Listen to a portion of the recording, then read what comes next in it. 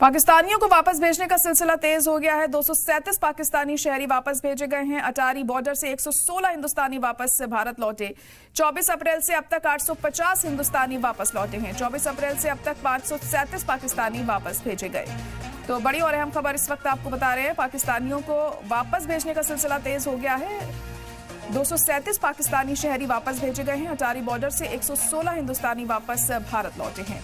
24 अप्रैल से अब तक 850 हिंदुस्तानी वापस लौटे।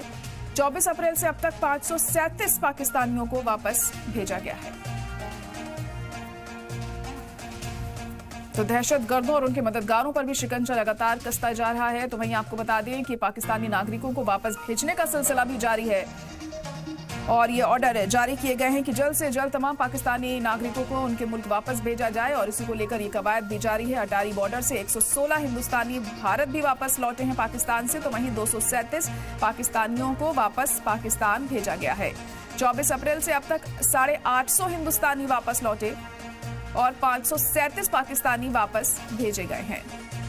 तो अटारी बॉर्डर से इन पाकिस्तानियों को वापस भेजा गया है, पाकिस्तानी नागरिकों को वापस भेजा गया और जो हिंदुस्तानी पाकिस्तान में रह रहे थे वह वापस भारत भी आए हैं।